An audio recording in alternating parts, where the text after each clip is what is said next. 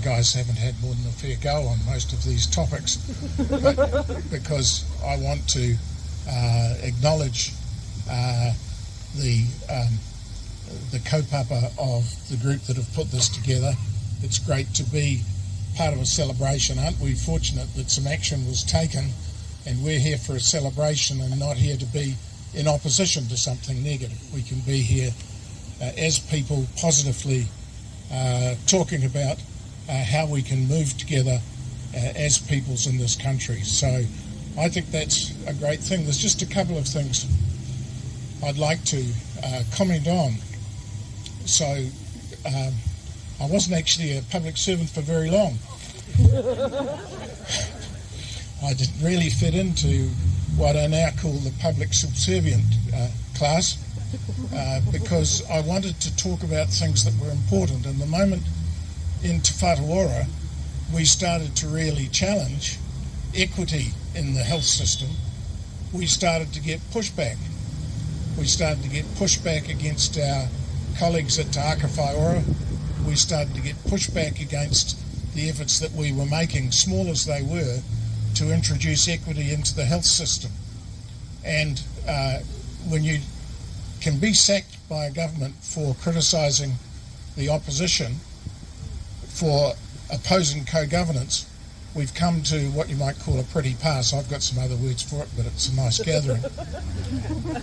And what I want to say is that, you know, co-governance is not really the issue. What we were trying to do in the health system was to work together with Māori. Tāmaki Makaurau is a Crown agency, just like Te Whatuora is.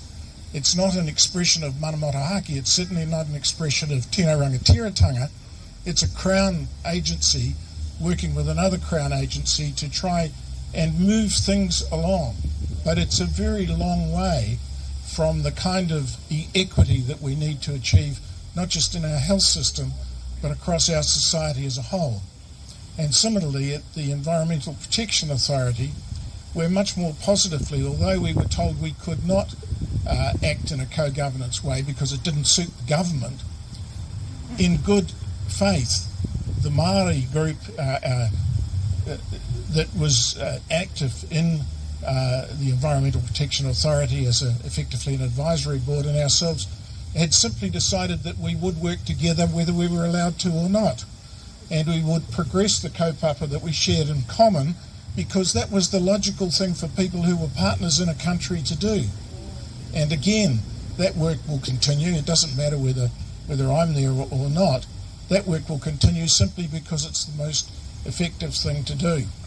And these examples of what are called a co-governance are really the most minimal sort of things you could imagine. They are simply working together within existing agencies. We're going to have to go a long way past that to get equity in this country. We are going to have to find ways to fund kaupapa Māori health services to the level that is necessary to deliver effective equity for Māori in health and across into housing and into education and into all the other bits. We've got a very long, hard road ahead of us. And if we can't get over this simple co-governance issue, we won't get there. So we have to work ahead positively about this.